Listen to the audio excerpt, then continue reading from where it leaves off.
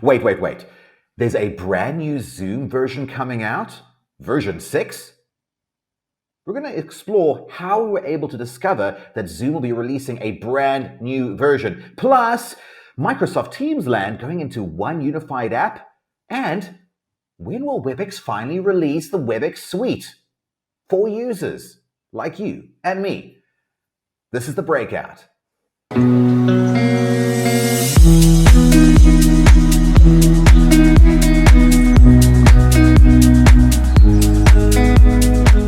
Welcome to the Breakout, everybody. My name is Marc Chase, and today alongside me is my partner and co-founder of MeetBee, Elan Ressel. Now, Elan, we have to get into this really important subject around Zoom. Zoom version 5 has been around for a number of years, Elan. I think the last version they're at is 5.17. Mm-hmm. And there's some exciting things that you discovered by going through some of the admin settings, apparently. And this is something that we don't have a launch date on, but tell us more about this. All right, Elan, here it is. I'm in my admin settings in our Zoom Enterprise account.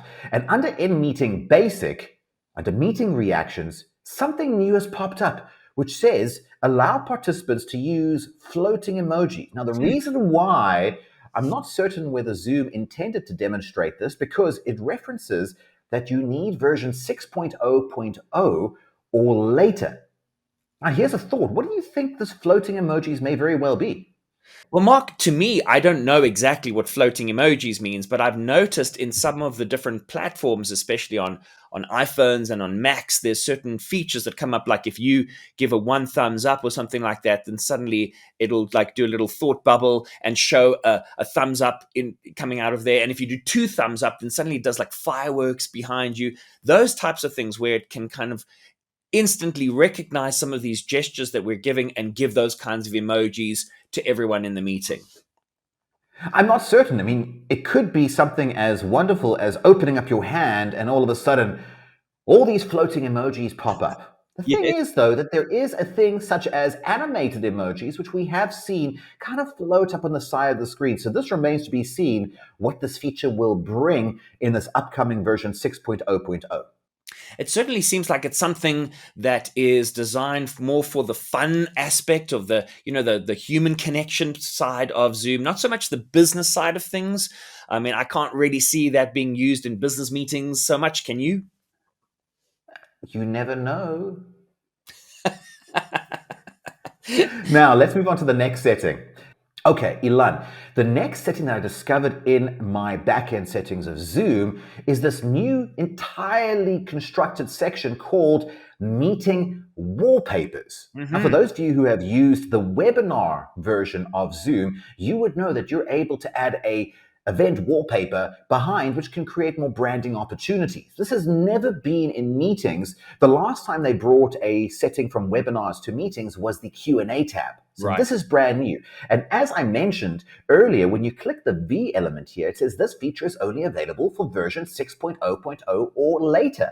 Now, what's interesting out of this is that it allows you to update up to 20 images. I think they're still in test because when you click the question mark over there, it's saying I've reached my upload capacity, even though I'm on 9 of 20 images used. Mm-hmm.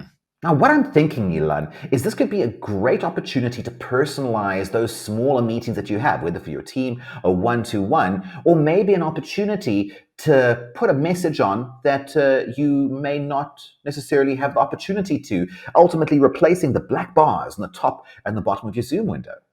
That's exactly what I was thinking. You were reading my mind, because I'm thinking from a sales point of view, like a lot of people are using these platforms to perform sales and interact and connect with customers. I know certainly we do at MeetBee a lot, but it could be really helpful to sort of say like, this is a new feature or something like that's we're launching, or ask us about this specific product or something like that. That could be a simple thing that you could install, organization-wide as one of the background images, and then every time somebody is going to be going into a meeting, they can install that and then use that as the wallpaper.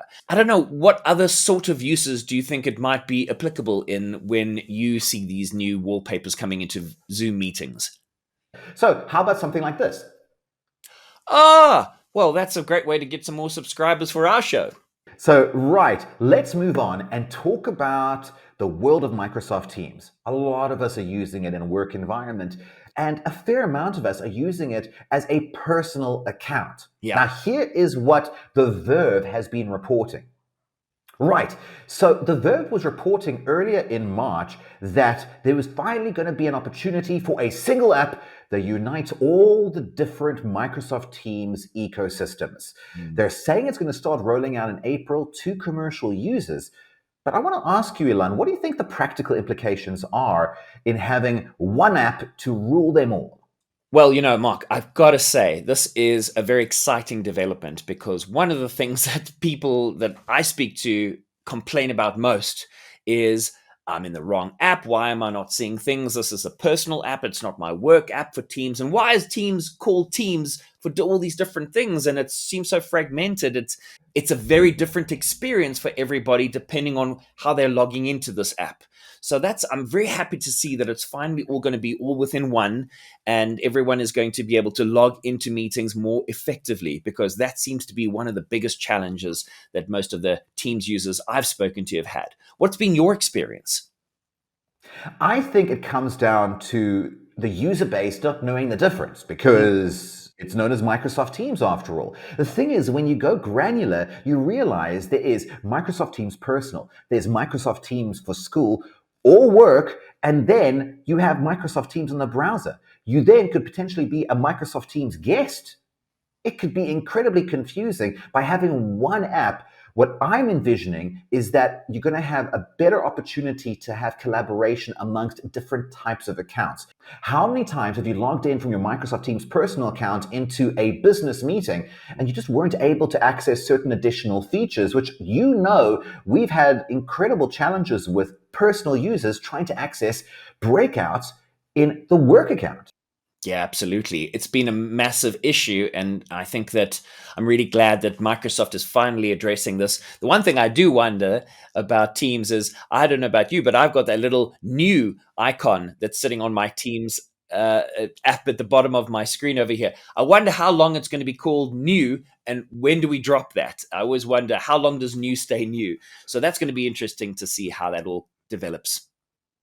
Yeah, we're going to have to wait and see on what this all means. You may very well have received an email from Microsoft stating that the Microsoft Teams Classic version is moving on to new. And with this new version coming out, we may very well see an icon saying Microsoft Teams new.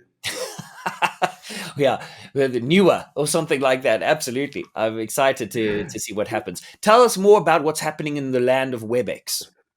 Well, you see, to wrap up this particular show, we have to bring in Webex. So for those of you who are using Webex, you are not left out in the opportunity of a new version. The thing is, they're calling this the Webex Suite version for commercial users. Again, a bit confusing. It is an unknown future version and right now being tested within internal Cisco staff and a few external beta users. Now, I had an opportunity to get inside one of these new Webex Suite commercial rooms. It seems a lot like what it was, but there is a few additional flexibility features that I think could perhaps bring it closer to, dare I say it, the Zoom experience. What are Ooh. your thoughts of the current WebEx version, and what are you hoping for from the new WebEx Suite version? You know, it's interesting that, WebEx was one of the pioneers. I think they came out before we had Zoom and before we had Teams. So it's kind of weird to see all three of them sort of borrowing ideas from one another and one-upping each other. I think, look, I'm not personally noticing as many people using WebEx as they did before. I think Microsoft Teams has taken a lot of the market share by offering things for free, but that might change when they start to include more and more of the features that we like and use most often in their premium Teams offering. And that might get some people to scratch their heads a bit and say, yeah, it was great when it was free, but we actually preferred using WebEx. So let's see what happens over there. In terms of new features and functions, I've always found WebEx to be extremely reliable, extremely solid. You go in, it feels like really well-built software. You never wonder whether people can hear you or or see you or see your screen. And it's just got so many different options that I think if you really know how to use it, it's really, really professional. And that's why I think I've noticed it most being used on the news channels. At the top right, you always have the person there saying this is supported by Webex. Yeah, and if you scroll down on that page, you will find an ability to see whether you're on the new platform or not. They're rolling out this particular new version to certain users. You would find it under security, and when you look under security, if you just have the word commercial in the platform, you're still in the old one. If, however, it now says Webex Suite commercial, you've moved on to the newer one. It is promising a few more features. We don't know exactly what it means, but we will be watching it very, very closely right here on The Breakout. Well, that's it from this episode of The Breakout. From myself and Elan Ressel, we really hope your next virtual meeting is a great one. Take care. Take care.